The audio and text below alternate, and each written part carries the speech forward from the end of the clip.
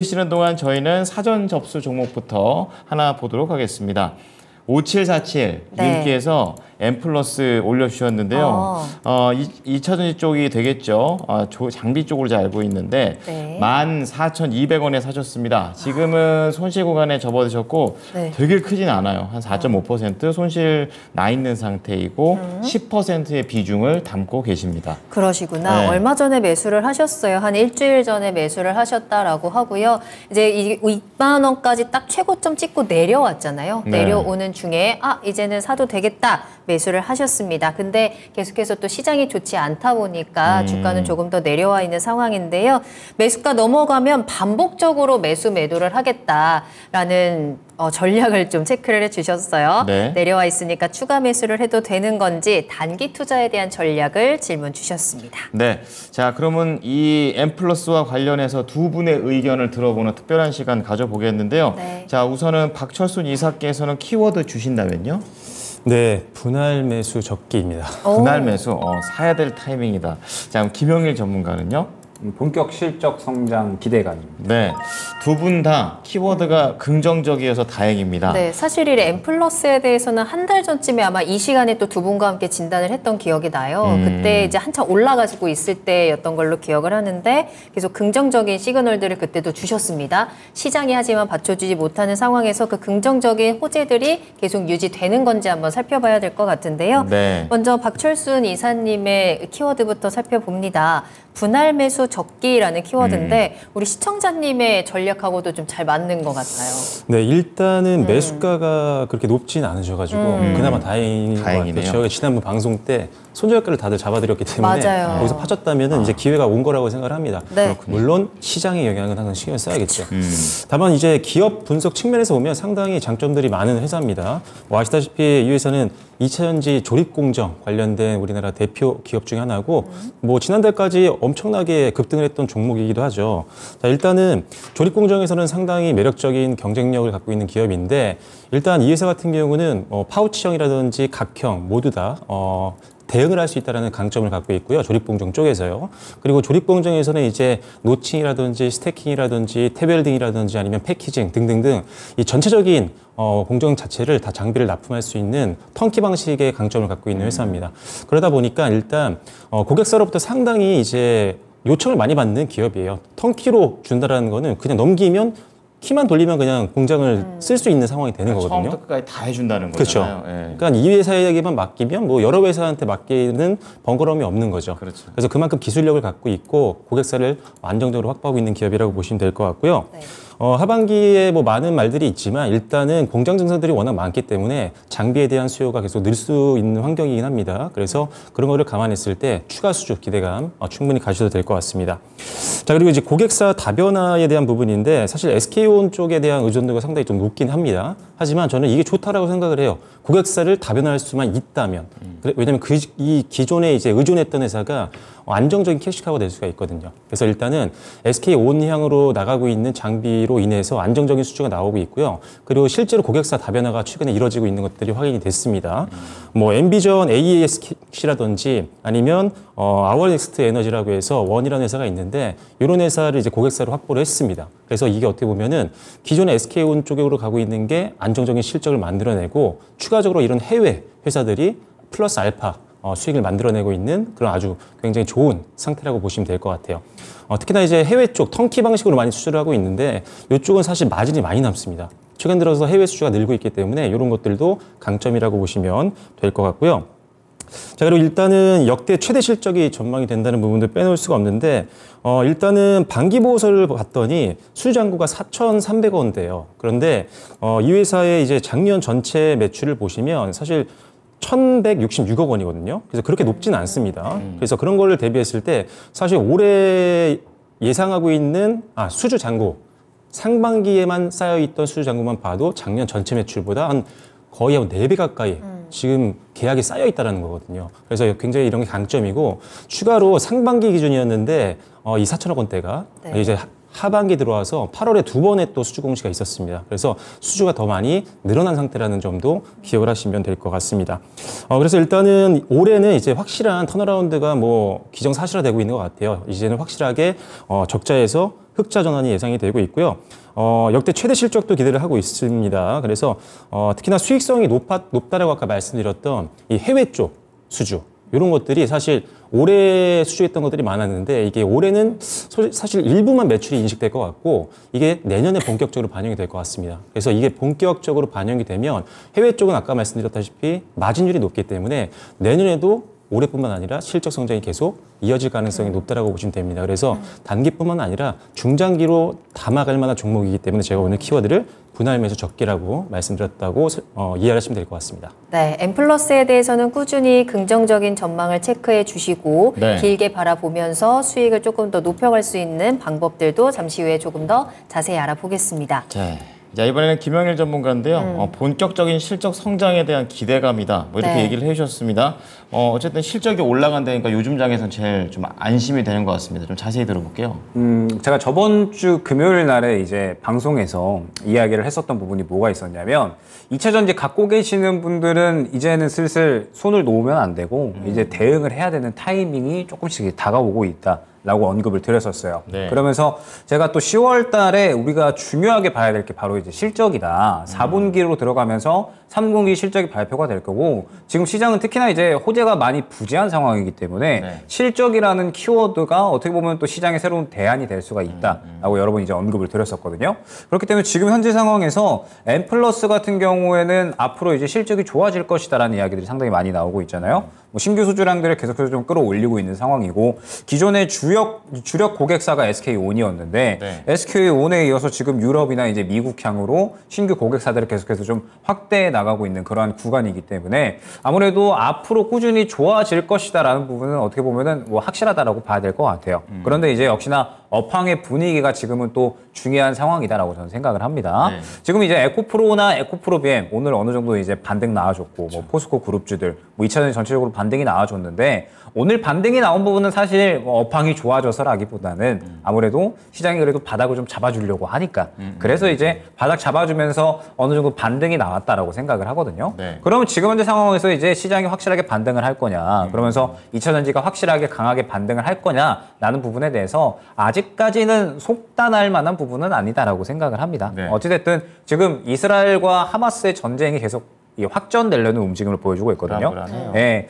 아무래도 지금 이 전쟁이 그렇게 크게 영향을 끼칠 거라고 저는 생각을 하지는 않습니다. 왜냐하면은 뭐 이란에서도 이번에 우리는 관련 없다라고 이야기를 했고 네. 지금 미국 입장에서도 중동 전쟁이 더 확전이 돼버리면 유가가 올라가고 그럼 바이든 대통령은 또 이게 부담스럽거든요. 맞아요. 내년 대선이기 때문에. 네. 그래서 뭐 이러한 부분들을 생각을 해봤을 때 아무래도 이 전쟁에 대한 부분은 크게 우려할 만한 부분은 아니다라고 생각을 하고 오히려 이제 지금 이 연준에서 비둘기적인 발언을 해주는 것, 이 부분이 상당히 이제 저는 긍정적이다라고 생각을 하고 있어서 바닥을 잡으려는 시도는 해주지 않을까라고 생각을 하고 있는데 이 부분이 2차 전지의 상승으로까지 이어질까? 요거는 한번 이제 생각을 해봐야 될 것 같아요. 그렇군요. 지금 이 시청자님께서 엠플러스를 보면서 전망이 이제 좋을 것이고 단기 매수를 원한다라고 이제 말씀을 주셨는데 사실 지금 2차 전지 장비 업체들 중에는 이제 4분기 들어가면서 좋아질 것들에 대한 이야기들이 많이 나오고 있어요. 왜냐면 우리가 생각을 해봐야 될 게 4분기 넘어가면서 2차 전지 장비 업체들이 투자해 놓은 것들이 슬슬 이제 완공되고 그 다음에 실적에 반영이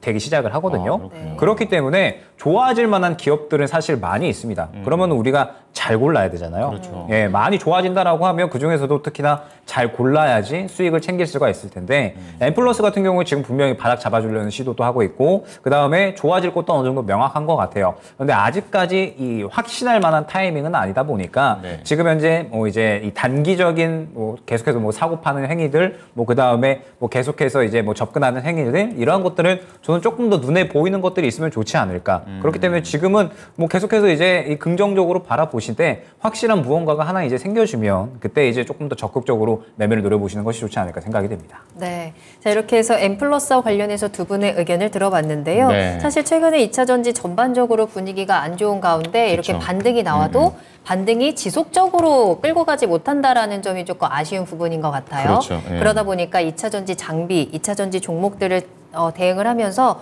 목표가를 어디로 잡아야 되는지가 가장 조금 어려운 부분인데 M+ 같은 경우도 올해 이미 고점은 찍었습니다. 2만 원 찍고 지금 내려와 있는 상황이어서 이 고점을 좀 넘어갈 수 있는 건지 그 부분이 가장 궁금하거든요.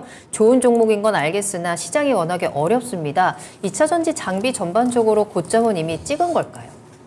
일단은 저는 사실 2차전지 장비 쪽은 고점은 아니라고 생각을 하고요. 왜냐하면 최근에 사실 조정을 너무 많이 받았기 때문에 그렇죠. 오히려 그 전에 상당히 많이 올랐을 때 매수하지 못하셨던 분들한테는 좀 이제 기회가 될 수 있을 것 같다라는 생각이 있습니다. 특히나 이제 오늘 같은 경우도 실적 나왔던 뭐 LG 에너지 솔루션이라든지 이런 것들을 굉장히 급등을 많이 했었거든요. 맞아요. 실적이 확인되는 종목을 꼽자면 사실 저는 장비 쪽이라고 생각을 합니다. 왜냐하면 많은 분들이 이제는 아실 거예요. 대부분 2차전지 전문가가 되셨기 때문에 일단 공장 증설하면 장비가 먼저 들어가야 됩니다. 그래서 수주가 미리 들어오거든요. 그래서 그런 것들이 실제 올해 수주 잔고가 쌓인 장비주들이 상당히 많습니다. 장비 발주가 조금 늦어지는 경우는 있었지만 일단은 결국은 들어갈 장비들이기 때문에 그리고 최근 들어서 지금 증설에 대한 부분들이 더 추가로 되는 것들도 있어요. 토요타 같은 경우도 지금 계약을 했기 때문에 증설을 또 추가로 들어가죠. 그래서 그런 것들을 감안하면 앞으로 장비주들 수혜는 계속적으로 이어질 것 같습니다. 그래서 지금 대다수의 장비들 중에 유명한 장비주들 제가 급등을 이끌었던 장비주들도 지금 주가가 많이 내려온 상태니까요. 일단은 저가에 조금은 담아갈 수 있는 그런 구간이라고 보는데 문제는 비중을 지금 급격하게 실는 거는 위험하다고 생각을 합니다. 지금 뭐 최근에 연준 의원들 발언도 뭐 긍정적으로 나오고 있는 상황이고 하지만 그래도 계속 잔존하고 있는 리스크는 그대로거든요. 네, 국채 금리도 다시 올라갈 수도 있는 거고 전쟁이 갑자기 격화될 수도 있는 거고 그래서 이런 것들을 감안했을 때는 비중을 일단 조금 천천히 담아가는 전략으로 가시는 게 맞다라고 봅니다. 그래서 장비주들은 고점이 아니라 지금 천천히 담아갈 때라고 보고 있습니다. 자, 그럼 시청자님께서는 M+ 단기 투자로 지금 보고 계시는데 가격 전략 어떻게 짤까요? 네, 일단은 M+ 같은 경우는 가격 전략 한번 차트 보면서 말씀드릴 텐데요. 네. 지금 일단은 지금 2, 3거래일 동안 저점 만들면서 일단 추가적인 단기 되돌림에 대한 기대감이 좀 높아지고 있는 상황입니다. 지금 현재 기준에서는 제가 목표가는요. 지금 바로 위에 사실 매물대가 좀 큰 게 있거든요. 하지만 특별히 매크로적인 이슈가 없고 시장이 좀 버텨준다라고 한다면은 15,500원 정도까지는 올라갈 수 있지 않을까라는 기대감이 있습니다. 그래서 목표가는 15,500원을 제시를 해드리겠고요. 그 다음에 손절가는 12,500원 정도로 보도록 하겠습니다. 네, 알겠습니다. 네. 자, 이번엔 김영일 전문가께 여쭤보도록 하겠는데요. 오늘 뭐 배터리 3사 분위기도 괜찮고 전반적으로 뭐 투자의 본격화다 뭐 이런 얘기들이 나오고 있습니다. 근데 앞서서 얘기하셨을 때 오늘 2차 전지가 올라간 배경에는 이제 지수가 또 이제 반등이 나오니까 이제 그 부분이 좀 반영되고 있다 이렇게 해주셨는데 그럼 이런 본격 투자에 대한 수혜 이제 또 반영이 또 될까요? 아니면 이미 여기에서 다 녹았다고 보십니까? 저는 선반영도 됐다라고 생각을 하고 있고 다시 또 반영이 될 만한 타이밍이 왔다라고 생각을 해요. 왜냐하면 워낙에 많이 빠졌잖아요. 그랬죠. 워낙에 많이 빠졌기 때문에 지금 이 시기는 분명하게 반등이 어느 정도 나올 만한 타이밍이다라고 저는 생각을 하고 있습니다.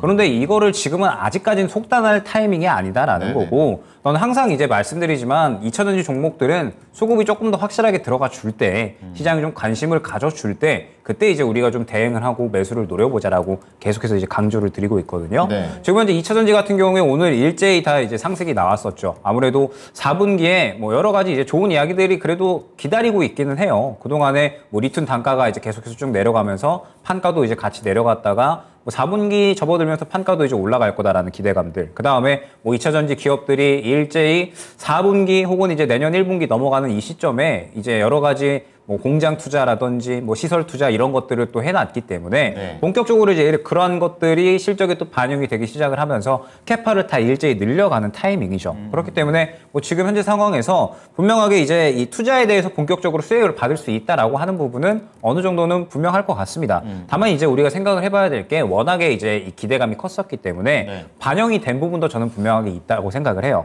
그렇기 때문에 지금 최근에 이제 뭐 어느 정도 바닥을 좀 잡아주려는 시도를 하고 있고, 그 다음에 상승이 나왔다라고 해가지고 지금 이제 속단을 하면 안 된다라는 점입니다. 당장 이제 에코프로만 보더라도 지금 보게 되면 이 윗 구간에 90만 원 구간에 이평선 형성되면서 이제 매물 구간이 살짝 생겨버렸고, 네. 그러면서 지금 오늘 상승 나온 게 사실 어제 떨어진 것 대비해서 그냥 그만큼 상승 나온 거거든요. 그러면은 추세를 완전히 돌려놨다라고 보기엔 힘들 것 같아요. 그렇기 때문에 일단 지금 현재 상황에서 항상 강조드리지만 수급이 강하게 들어오는 타이밍이 어느 정도는 있어줘야 된다라고 생각을 하고 있고, 그렇기 때문에 M+도 마찬가지라고 생각을 합니다. M+가 좋은 이야기가 이제 많이 있죠. 좋은 이야기가 많이 있는데 지금 흐름을 보게 되면 단순히 바닥을 잡아주는 정도로만 주가가 움직이고 있고 수급은 부재한 상황이에요. 그러면은 아직까지 시장의 관심도는 그렇게 크지 않다라는 뜻이 될 겁니다. 그렇기 때문에 저는 긍정적이에요. M+ 분명하게 저는 방향 틀어줄 거다라고 생각을 하고 있고, 2차전지 장비주들도 2차전지 업황 전체적으로 분위기가 안 좋아졌기 때문에 주가가 어느 정도 차익 실현이 나왔다라고 보고 있지, 저는 어찌됐든 캐파를 이제 계속해서 키워나가고 있기 때문에 뭐 그 부분에 대해서 주가는 분명하게 반응을 해줄 거다라고 생각을 합니다. 네. 그런데 시청자님께서 단기 투자를 원하시잖아요. 네. 단기 투자 하시는 분들은 제가 또 단기 투자 굉장히 좋아하잖아요. 단기 투자만 하잖아요. 그렇기 때문에 항상 강조드리지만 단기 투자는 반드시 수급이 동반되어야 합니다. 그렇죠. 수급이 없을 때에는 시장에 관심이 없고 힘이 없다라는 뜻이 되는 거기 때문에 당장에 강하게 움직이는 힘든 거거든요. 그렇기 때문에 일단 지금은 당장에 뭐 추가 매수나 어떤 대응을 하기보다는 조금 더 지켜보시는 거 추천을 드리도록 하고, 일단 1차 목표가는 이 매물 구간인 15,000원 1차 목표가로 안내를 드리겠습니다. 그러면서 아마 저라면 일단 지켜보다가 15,000원을 도달하는 구간에 과연 수급이 강하게 들어와 있느냐 아니면 그렇지 않느냐를 따라서 조금 더 목표가를 높일지 아니면 차익 실현을 할지를 생각할 것 같아요. 수급이 강하게 들어오면 조금 더 높게 보셔도 저는 무방할 것 같고, 만약에 수급이 강하게 들어오지 않는데 단순히 반등, 기술적인 반등 수준이다 라고 하면은 한 차례 차익 실현했다가 향후에 다시 한번 재접근을 노릴 것 같습니다. 손절가는 저점 수준이 한 12,950원 정도로 설정을 해주시면 좋을 것 같습니다. 네, 자, 첫 번째 종목이었습니다. M+5747님의 종목이 되겠는데요. 네. 두 분의 의견 정리해 드리겠습니다. 두 분 다 좋은 뉘앙스로 말씀을 해 주셨습니다. 박철순 이사께서는 이제 뭐 수주 받아 놓은 것들, 그리고 공장이 완성된 부분들, 좀 긍정적인 모멘텀도 좀 나오고 있기 때문에 그러한 관점에서 분할로 매수하기에 딱 좋은 시기가 왔다라는 관점으로 얘기해 주셨습니다. 보유 의견이고요. 15,500원 목표가, 그리고 손절가는 12,500원 제시했고요. 김영일 전문가는 역시 힘들 때는 결국에는 실적으로 되돌아가야 되죠. 시장에 관심만 받으면 M+에 대한 상승세 기대해 볼 만하다. 이렇게 얘기를 해 주시면서 목표가 15,000원. 이 15,000원 왔을 때 수급이 어떻게 들어오는지 꼭 체크해 보시고요. 그리고 손절가 12,950원 제안해 드리겠습니다.